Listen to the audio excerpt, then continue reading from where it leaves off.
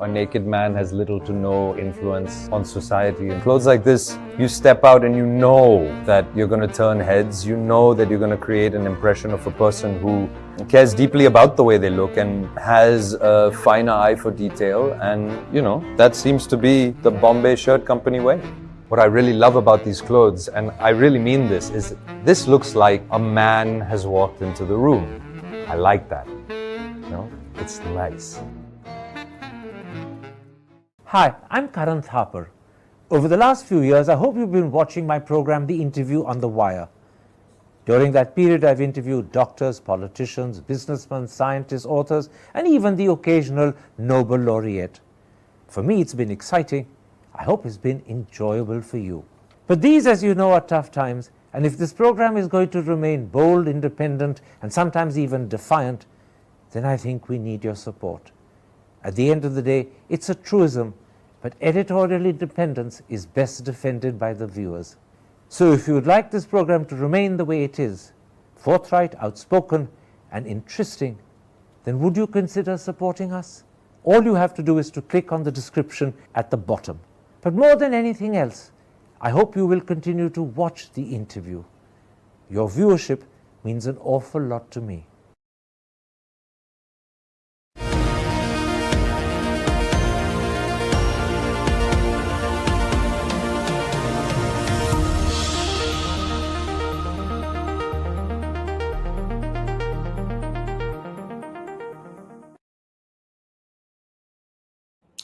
Hello and welcome to a special interview for The Wire.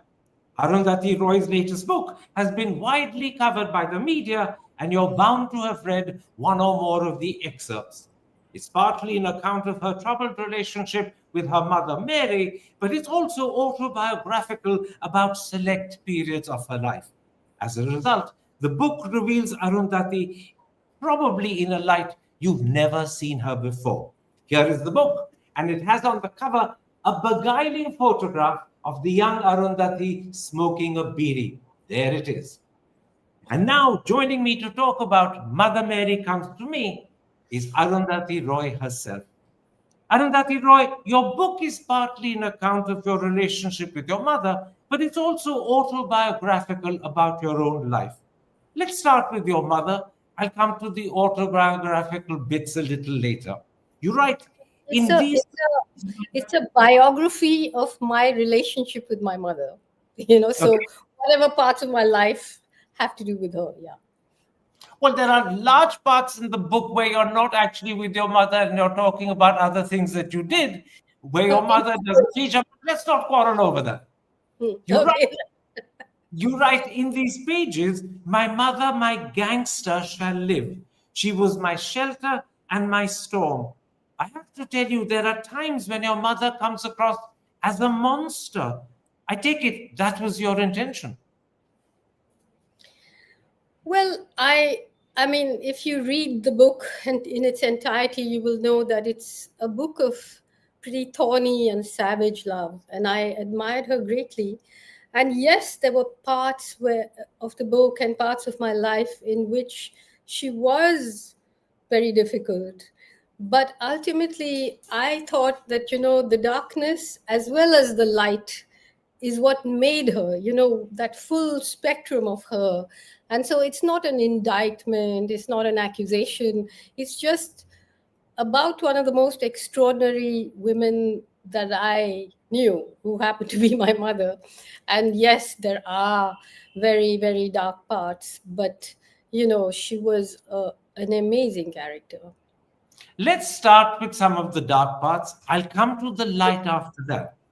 As I read that book, I said to myself, your mother wasn't a very nice mother. You write of a plane journey when you were 6, when you commented on how her sister was, in comparison to her, a lot thinner, and your mother turned on you in fury. You write, you wanted the plane to crash, you wanted to die. You also write about when your brother was a teenager, and your mother said to him, you're ugly and stupid. If I were you, I'd kill myself. And frequently, your mother would call you a bitch. I can't think of another mother who would have treated her children like this. So she was, the thing is that obviously, my brother is an amazing person. So, what she said about him is just rubbish. But the point is that she did it to us when we were very young. But what happened was that she had an extremely cruel parent herself, her own father. And she says that to escape from him, she married the first person that asked her to marry him, and then she left him, and ultimately had to return to Kerala, to this little village in this very conservative society where we grew up. And she just unloaded all her humiliation onto my brother and me. And and even in the book, while I'm talking about those things happening, I could actually see the process like a chemical experiment almost, how she just she just became so harsh with us because the world was treating her so badly, and she had also grown up in this environment of extreme violence from her own father. Of course, as a child, I didn't understand all that, but there was a part of me that, I just so adored her. And I yeah, I mean, those were hard things, and ultimately that's why I left home, as I say, in order to be able to continue to love her, because staying would have made that impossible. So as soon as I could, I left. One of the most striking qualities of the book is that it is brutally honest about your mother and your relationship with her. But I often ask myself the question as I read it, are you being too honest? Were there things the reader doesn't need to know? Have you revealed more than you should have? Did that thought ever occur to you? See, I'm not presenting something to a reader. That's not what I do as a writer. I write uh, what I am moved to write, and you can't start catering to readers and their opinions, because there are too many of them. And to me, in fact, it would have been worthless if I was trying to present a version which was not honest, which was not both brutal and wonderful. Okay. In the book, you deliberately refer to your mother as Mrs. Roy, never Mummy. There was a stage when, for 7 years, you didn't meet her. Tell me, how would you describe the relationship you had? Well, Mrs. Roy was because my mother, when she left my father and came back to Kerala, she ultimately started a school. It began in the rented halls of the Rotary Club of Kottayam. It was just, there were just 7 or 8 of us. We had to go every day and sweep up the floor and the cigarette stubs and wash the men's glasses and put out our tables, and that was the school. And she didn't want other children to think that me and my brother had some special relationship with her. So she was the one who insisted on us calling her Mrs. Roy, you know. And so that's how I think about her. And, it's how would I describe my relationship? Well, it varied from when we were very small to, now. So one of the students in her school asked me, for the school magazine after she passed away, like, what, the same question you're asking, how would you describe your relationship? And I said, well, maybe as a sort of very respectful distance between two nuclear powers. You mentioned the school, and that is very much at the center of the remarkable side of your mother. She created an amazing school called Palikudam, where she personally involved herself in giving bathing lessons, but also toilet cleaning lessons to the children. Tell me more about Palikudam, and it had, I gather, remarkable architecture as well done by Laurie Baker.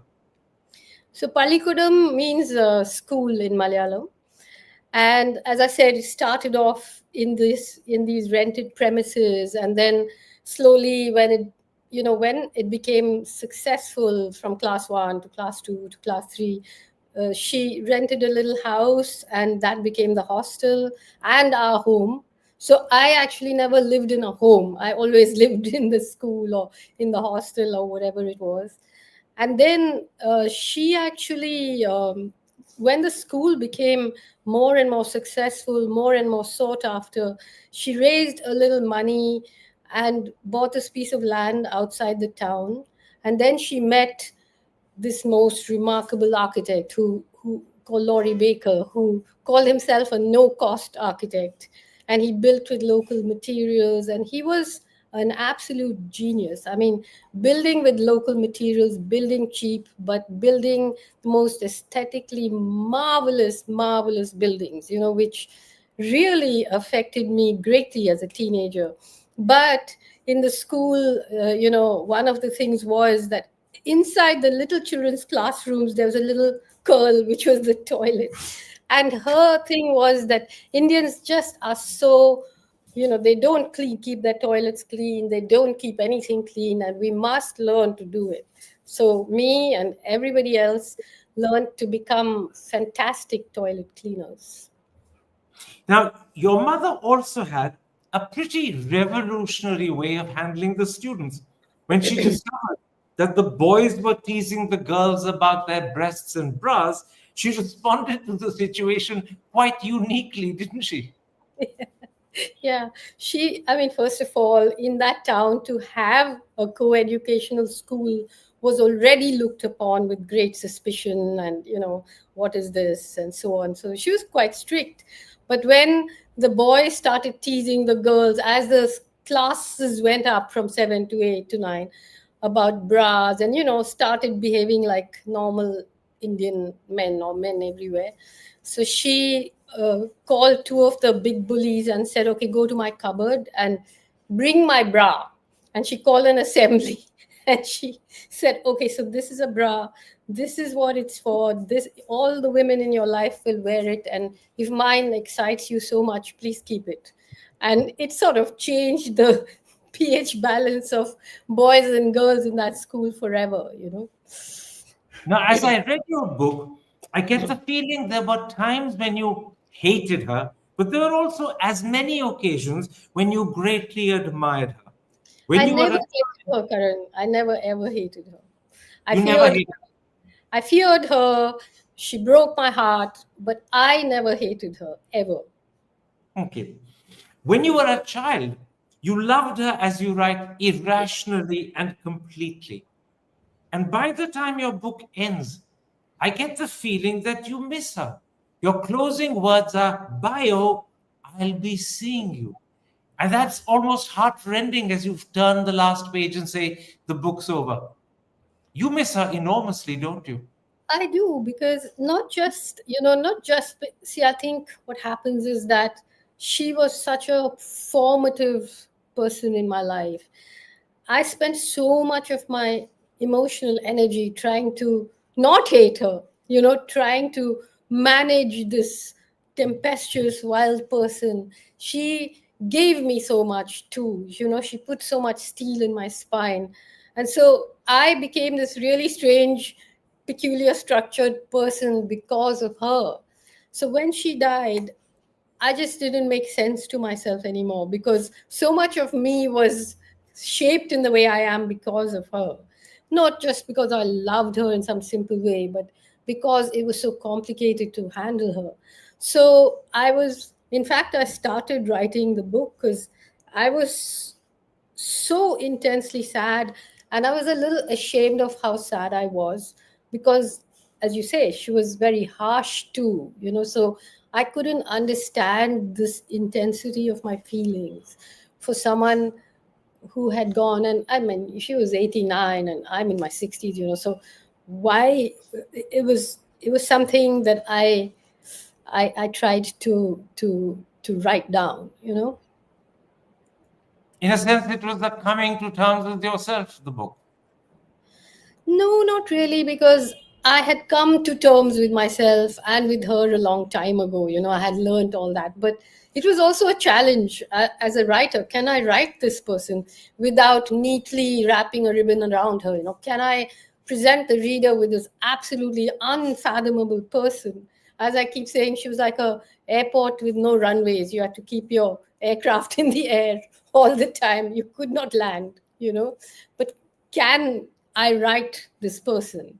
It was a challenge, a challenge to my craft and my abilities as a writer.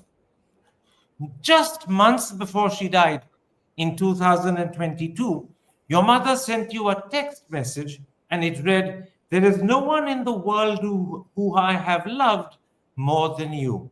You replied, "You are the most unusual, wonderful woman I have ever known. I adore you." Today, 3 years after she died, is there a simple way of remembering her? Or is it always complex, complicated, and even at times confusing? Well, it's a book called Mother Mary Comes to Me, my way of remembering her in all her complexity. And that particular exchange, I took a screenshot of it and laminated it, and it's my bookmark in that book. So that exchange means a lot. Yes, of course it does. Because I feel that, I wanted her to go out like a queen. I never wanted to defeat her. I would never wanted to break her. And yet, I have also an extremely close relationship with my brother, who she hurt enormously. But the thing is that in the public battles that she fought, those were for me too, because I happen to be a woman. But for him, it was more unredeeming, and he has a different attitude and relationship with her and her memory. And I also feel that the book had to make space for that, because he's one of the people most beloved to me in the world today. Yeah. Your book also mentions your father, Mickey Roy. Although your mother separated from him when you were very young, and I gather you only met him thereafter when you were in your 20s. As I read about him, he comes across as an alcoholic, a wastrel, a sponger. But Oh, I did come on, Karan. That's a very mean way of. No, but you haven't let me finish. I detect a sneaking affection, even admiration for him. Despite that description of him as an alcoholic, a wastrel, and sponger, I think you admired him and you were rather fond of him. Am I mistaken? I don't think I would use any of those words that you used, and I haven't in the book. I mean, obviously I didn't grow up with him, so perhaps his addiction didn't harm me in the way addiction could harm a child if it's in the house. So, and by the time I met him, I was 25 and I was through with this whole family thing, and I was very broke and I was on my own, but I had no expectations of him, none. So I could actually just see this very droll, mischievous, I really liked him actually. And, I found him. I mean, I do say in the book, I wonder why I'm writing this long description of my first meeting with him, which was absolutely hilarious and heartbreaking and all of that. But there's something about his sort of defeated impishness that I also think belongs in the pages of literature. So I'm right in saying that there is an affection for him and as well an admiration for him that I rightly detected. I don't know what I'd use the word admiration, but I was very, like he just thinking about him just makes me smile even now. I often want to go and put a bottle of whiskey on his grave in Burari. you know. Let's come to the second part of your book, which I described as autobiographical. You reveal that your first name is Susanna. You stopped using it when you joined the Delhi School of Planning and Architecture. Why? Well, I think when I grew up in that little Syrian Christian community, I was made to feel in 100,000 ways, that you don't belong here, you don't belong to us, nobody will marry you, you don't have money, whatever. And I was just, okay, fine, I don't want to belong to you either. So I just wanted to change and become somebody else, I mean, oddly enough, so I just dropped the Susanna. It was a little act of defiance. Not that anybody noticed, but anyway. You were divorcing yourself, in a sense, from the clutches of the Syrian Christian Yeah, community. I was just, I was not going to be part of the mergers and acquisitions that they call marriage over there. So I just was like, okay, I'm out. Now, in the early years after you left home, you lived what you call the vagrant life. It was desperate poverty. How do you look back on it today? Well, I mean, desperate poverty may not be the right description given what poverty is in this country. I was still educated. I mean, at that point, I was working and trying to put myself through college. But, being of this class, being English speaking, it gave me advantages that other people don't have. So, but yeah, there was no money. I had no money, and it was very, uh, I don't know, somehow I don't remember it being traumatic because I was studying architecture, and so I could work in offices, I could work in the trade fair, I could sort of make enough money. And me, as well as the person who was my partner then, as well as other friends who are still my friends, we all worked and sort of managed and didn't make a great tragedy out of it. Although, yeah, we didn't have money. I didn't have money to pay my hostel fees and so on. I had to live outside. But I don't look back at it, and think, oh my God, I had such a rough time or anything like that. Those were the years of your first love, an architectural student who looked like Jesus Christ and who you called JC. Now, they say first loves are thrilling, even liberating experiences. Was yours like that? Absolutely, absolutely. I mean, like I say in the book, I actually met him before I joined the School of Architecture, because he was working for Laurie Baker as an apprentice. He had taken a break. I think he was in fourth year or something, and he'd taken a break. And I saw him, when Baker was. He was showing us around various Baker buildings when my mother had gone to look at Baker's work in order to hire him to make the school. And I was like, that's cool. So yeah, it was beautiful.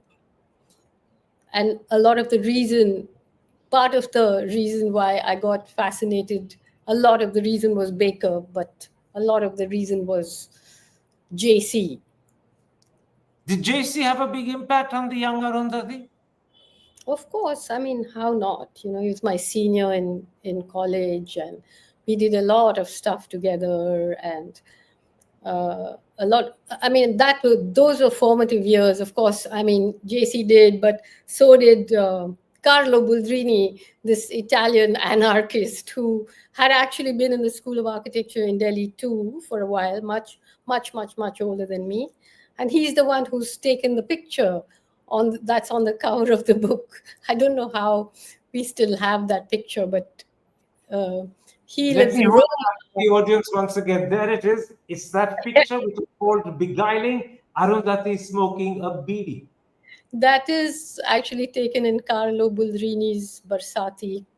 Now he lives in Rome, and I'll soon be seeing him because my book is coming out in Italian next month.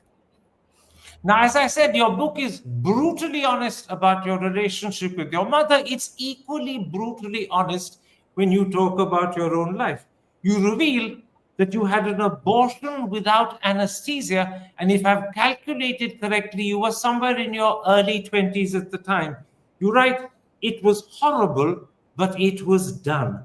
And then you quote the evening train to Pachmari, where you were at the time filming.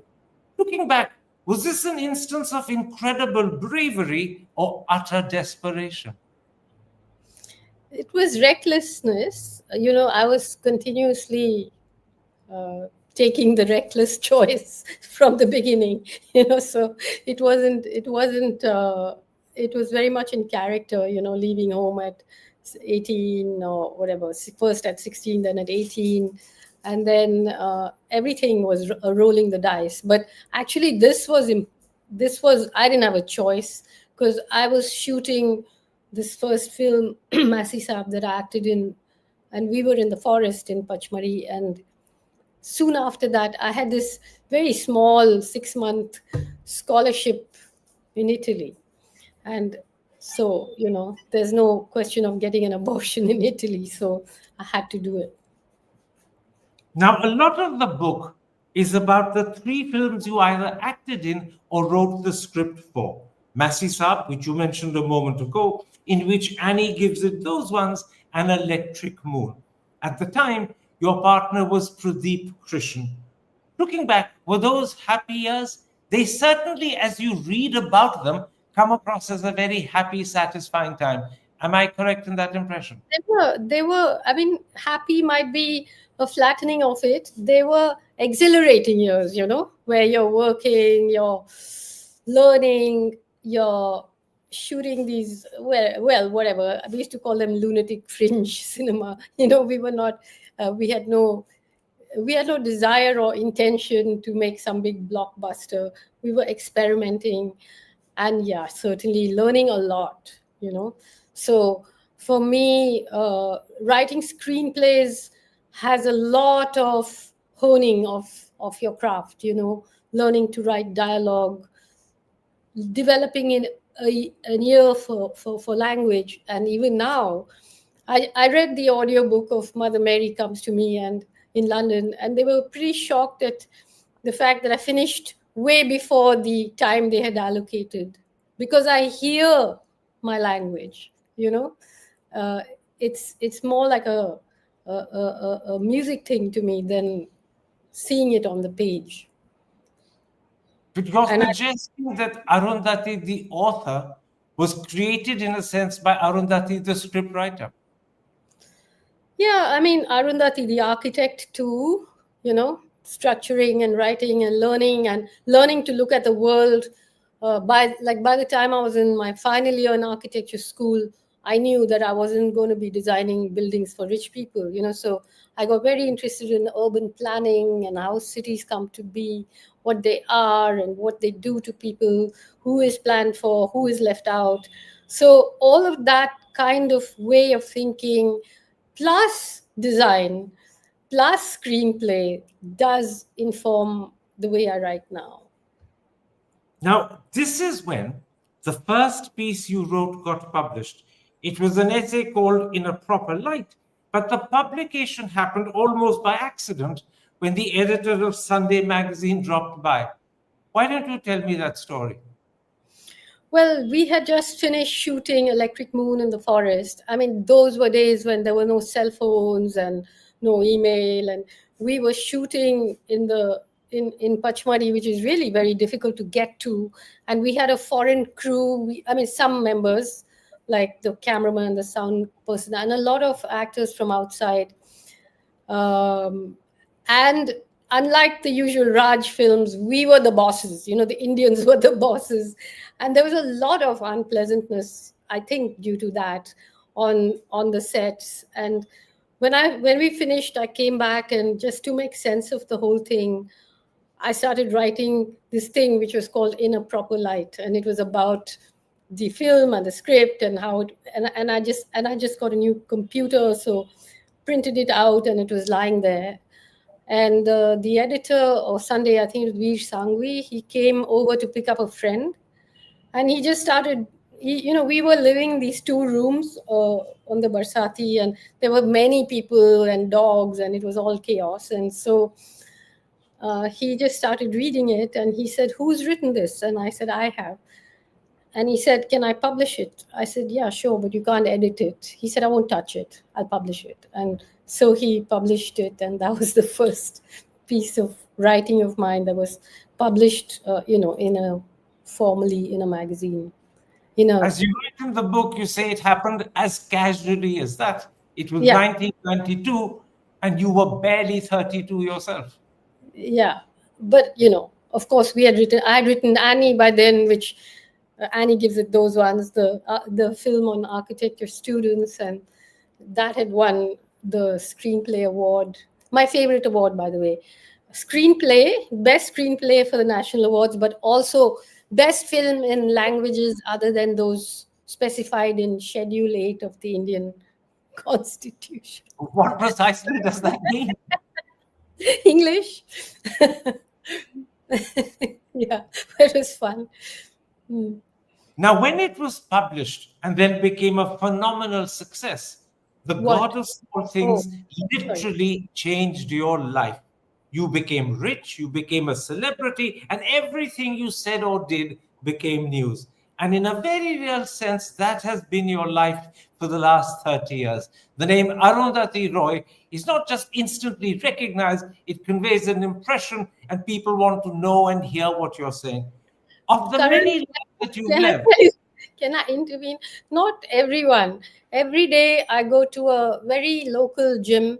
Nobody knows me from a hole in the head. And I'm quite happy. Nobody knows about my book or about anything. I sign in under some pseudonym, of course, but I'm totally anonymous. So let's but you're giving the game away. If you sign under a pseudonym, you're also admitting that if you wrote Arundhati Roy, you'd be instantly recognized no, and but mobbed. now it's been years, people don't know. I mean, fame is a very strange thing. Like some places you're famous and some places you're not, which is just as well. I like it.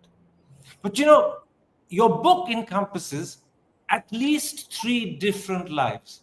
There's the life you lived with your mother before you left home at 16 or 18. There's the life you lived thereafter, writing, living in poverty with JC or with the Krishnan. And then there's the life that you live now as the world-renowned author of Small Things. Of all the many lives you've lived, which has satisfied you the most? They're all connected, and all the people that I have, I mean, we did the launch. I decided to do the launch of of Mother Mary Comes to Me in Cochin. My brother, who's a rock and roll man, sang Let It Be on stage, and all my friends from Delhi came. So many of my school friends were there. We all went to the school. So it's an amazing thing. The connective, the underground. Pradeep was there. My girls were there. Everyone was there. These lives are not disparate and disconnected. All the sweethearts are still around, and I call it the Sweethearts International Network, SIN. So yeah, it's absolutely there's no disconnection between these lives. I mean, I go to Kerala and everybody's still there. The women who bathed my mother, who I describe in detail, the school, everything. So I don't see them as separate lives or anything like that. And I don't take Arundhati Roy, for world having famous us with this wonderful story and a riveting book. I thank you for the interview. I thank you for the time you've given me. Stay safe, good luck, and take care. Thank you, Karan. You too. Hi, I'm Karan Thapar. Over the last few years, I hope you've been watching my program, The Interview on the Wire. During that period, I've interviewed doctors, politicians, businessmen, scientists, authors, and even the occasional Nobel laureate. For me, it's been exciting. I hope it's been enjoyable for you. But these, as you know, are tough times, and if this program is going to remain bold, independent, and sometimes even defiant, then I think we need your support.